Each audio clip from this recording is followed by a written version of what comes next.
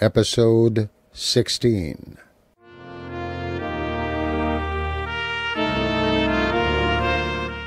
Heretics by G.K. Chesterton.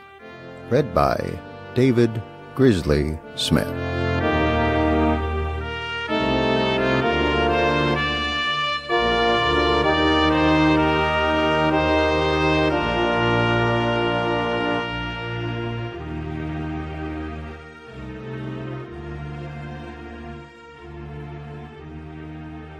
Part 17.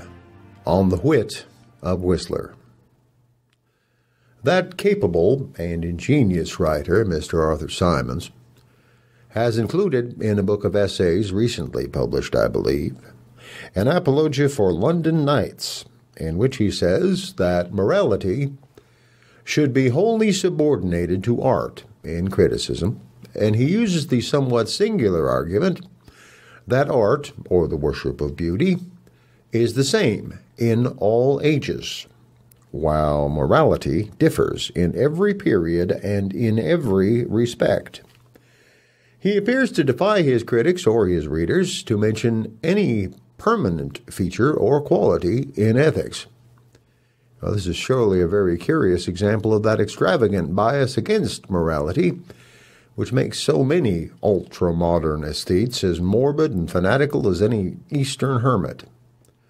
Unquestionably, it is a very common phrase of modern intellectualism to say that the morality of one age can be entirely different to the morality of another. And like a great many other phrases of modern intellectualism, it means literally nothing at all. If the two moralities are entirely different, why do you call them both moralities? It is as if a man said, camels in various places are totally diverse. Some have 6 legs, some have none, some have scales, some have feathers, some have horns, some have wings, some are green, some are triangular. There is no point which they have in common. Now the ordinary man of sense would reply, then what makes you call them all camels? What do you mean by a camel? How do you know a camel when you see one? Of course, there is a permanent substance of morality as much as there is a permanent substance of art. To say that is only to say that morality is morality and that art is art. An ideal art critic would, no doubt, see the enduring beauty under every school. Equally, an ideal moralist would see the enduring ethic under every code. But practically, some of the best Englishmen that ever lived could see nothing but filth and idolatry in the starry piety of the Brahmin. And it is equally true that practically the greatest group of artists the world has ever seen, the giants of the Renaissance, could see nothing but barbarism and the ethereal energy of Gothic. This bias against morality among the modern aesthetes is nothing very much paraded. And yet it is not really a bias against morality. It is a bias against other people's morality. It is generally founded on a very definite moral preference for a certain sort of life: pagan, plausible, humane. The modern aesthete, wishing us to believe that he values beauty more than conduct, reads Mallarmé, drinks absinthe in a tavern, but this is not only his favorite kind of beauty, it is also his favorite kind of conduct. If he really wished us to believe that he cared for beauty only, he ought to go to nothing but Wesleyan school retreats and paint the sunlight in the hair of the Wesleyan babies. He ought to read nothing but very eloquent theological sermons by old-fashioned Presbyterian divines. Here the lack of all possible moral sympathy would prove that his interest was purely verbal, or pictorial, as it is. In all the books he reads and writes, he clings to the skirts of his own morality and his own immorality. The champion of l'art pour l'art is always denouncing Ruskin for his moralizing. If he were really a champion of l'art pour l'art, he would always be insisting on Ruskin for his style. Now, the doctrine of the distinction between art and morality owes a great part of its success to art and morality being hopelessly mixed up in the persons and performances of its greatest exponents. Of this lucky contradiction, the very incarnation was Whistler. No man ever preached the impersonality of art so well. No man ever preached the impersonality of art so personally. For him, pictures had nothing to do with problems of character. But for all his fiercest admirers, his character was, as a matter of fact, far more interesting than his pictures. He gloried in standing as an artist apart from right and wrong. But he succeeded by talking from morning till night about his rights and about his wrongs. His talents were many. His virtues, it must be confessed, not many, beyond that kindness to tried friends on which many of his biographers insist, but which surely is a quality of all sane men, of pirates and pickpockets. Beyond this, his outstanding virtues limit themselves chiefly to two admirable ones, courage and an abstract love of good work. Yet I fancy he won at last more by those two virtues than by all his talents. A man must be something of a moralist if he is to preach, even if he is to preach on morality. Professor Walter Raleigh, in his In Memoriam, James McNeill Whistler, insists, truly enough, on the strong streak of an eccentric honesty in matters strictly pictorial, which ran through his complex and slightly confused character. He would destroy any of his works rather than leave a careless or inexpressive touch within the limits of the frame. He would begin again 100 times over, rather than attempt by patching to make his work seem better than it was.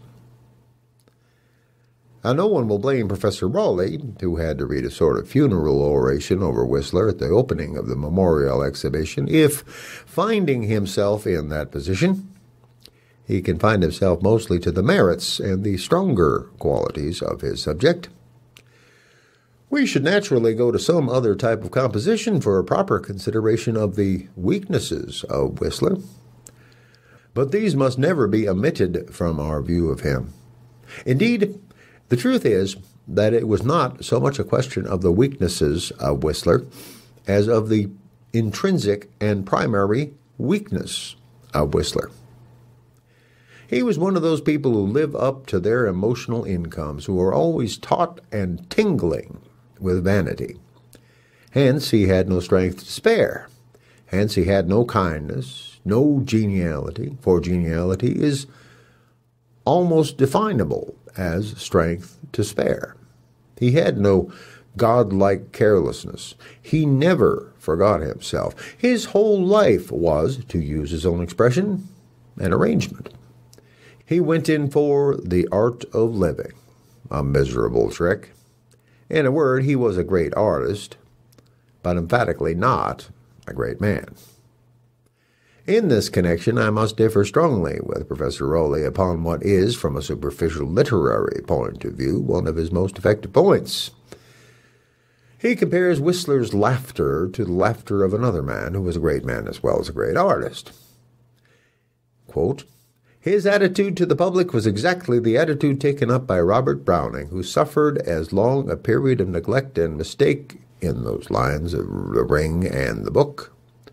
Well, British public, ye who like me not, God love you, and will have your proper laugh at the dark question, laugh it. I'd laugh first." Mr. Whistler, adds Professor Raleigh, always laughed first. Well, the truth is, I believe that Whistler never laughed at all. There was no laughter in his nature, because there was no thoughtlessness and self-abandonment, no humility. Well, I cannot understand why anybody reading The Gentle Art of Making Enemies and thinking that there is any laughter in the wit.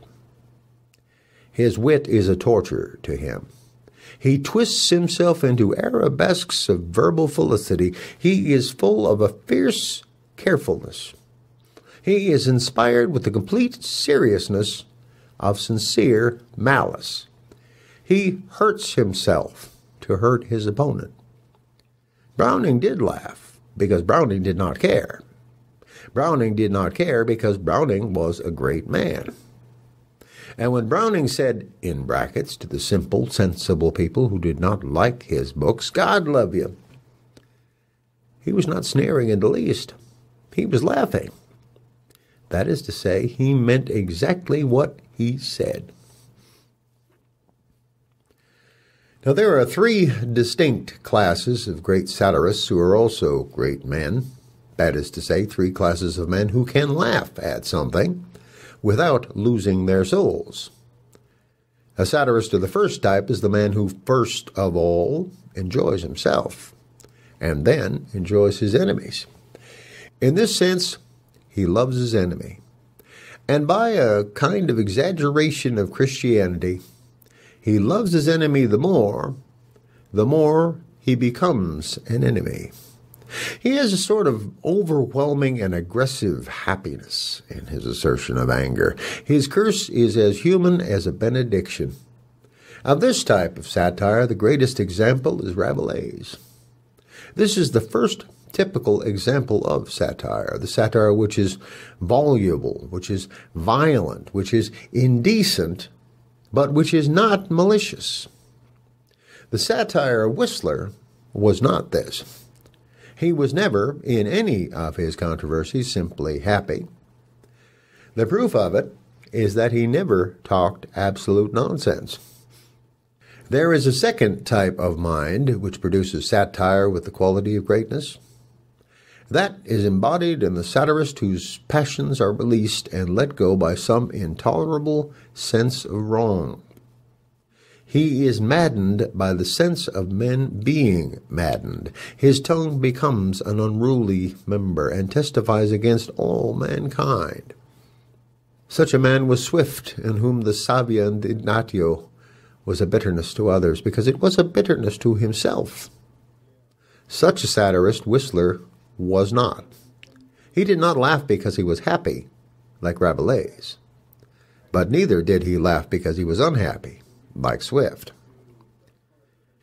The third type of great satire is that in which the satirist is enabled to rise superior to his victim in the only serious sense which superiority can bear, in that of pitying the sinner and respecting the man even while he satirizes both.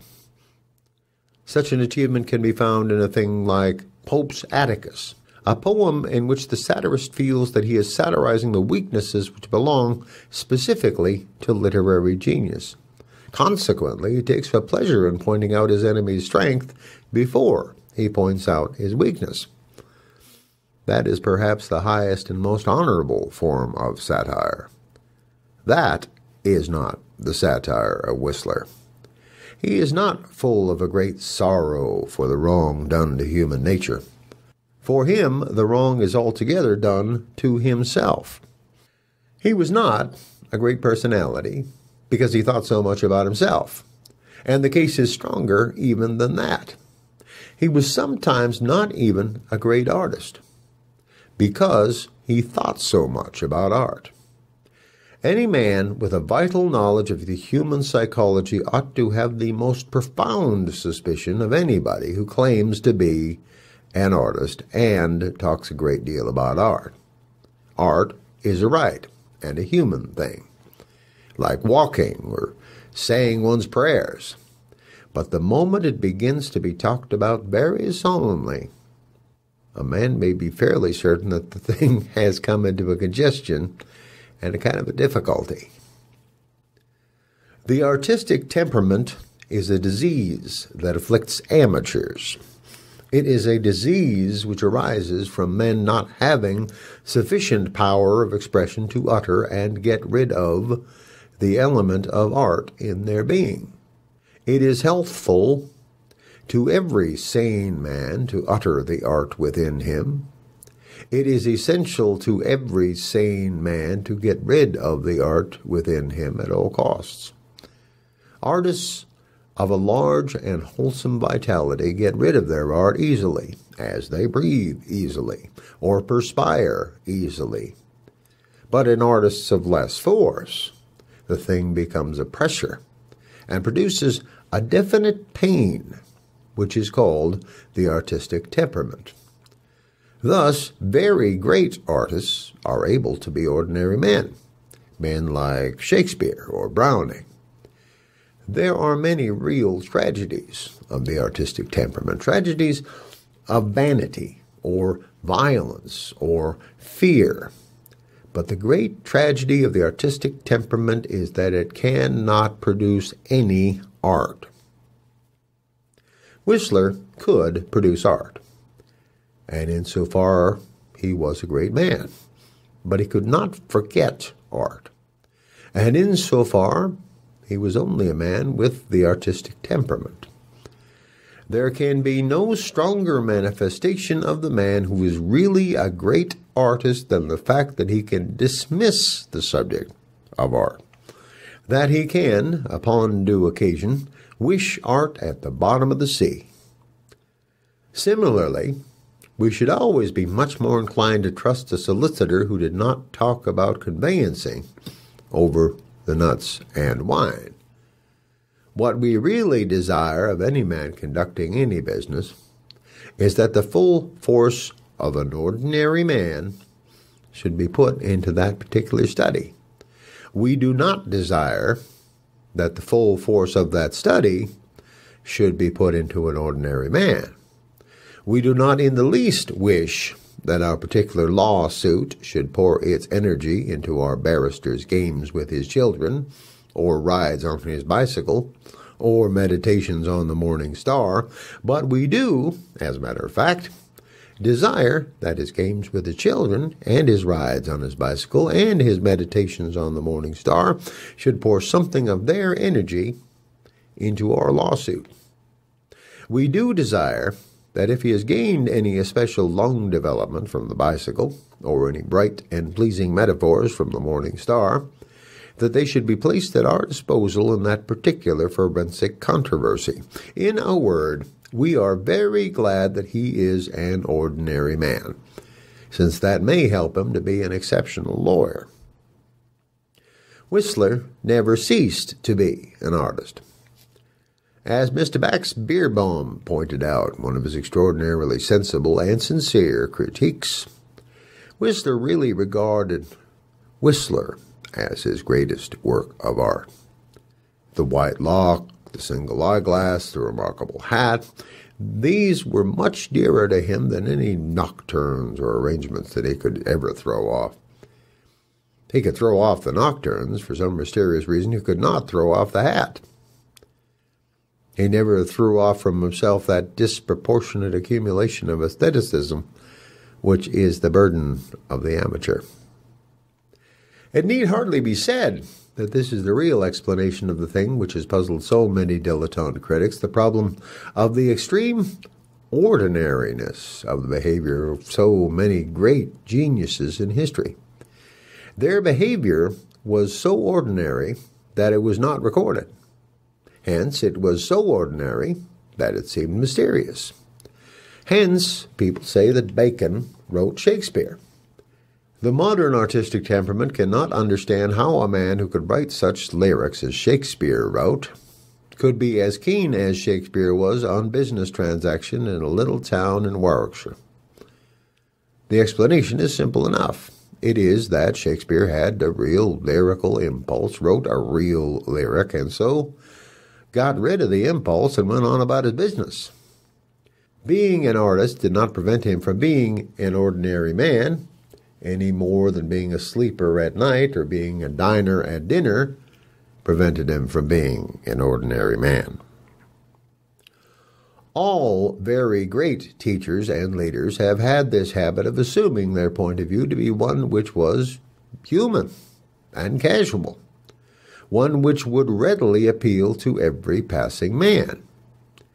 If a man is genuinely superior to his fellows, the first thing that he believes in is the equality of man. We could see this, for instance, in that strange and innocent rationality with which Christ addressed any motley crowd that happened to stand about him. What man of you, having 100 sheep and losing one, would not leave the 99 in the wilderness and go after that which was lost? Or again, what man of you, if his son ask for bread, will give him a stone? Or if he ask for a fish, will give him a serpent? This plainness, this almost prosaic camaraderie, is the note of all great minds. To very great minds, the things on which men agree are so immeasurably more important than the things on which they differ that the latter, for all practical purposes, disappear. They have too much in them of an ancient laughter even to endure to discuss the difference between the hats of two men who were both born of a woman, or between the subtly varied cultures of two men who have both to die. The first-rate great man is equal with other men, like Shakespeare. The second-rate great man is on his knees like other men, like Whitman. The third-rate great man is superior to other men, like Whistler.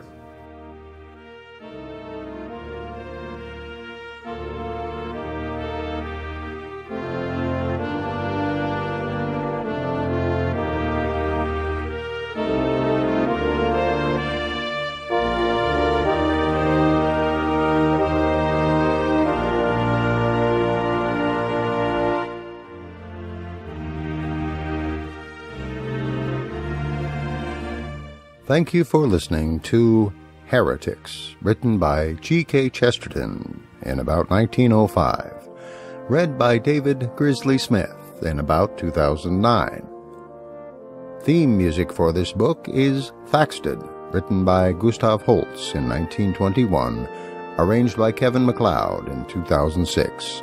This recording is released under a Creative Commons Attribution, Non-Commercial, No Derivatives 3.0 license. Your comments are appreciated, and please share this recording with your friends. But share the whole recording, don't sell it, and tell people where you found it and who created it. Thank you.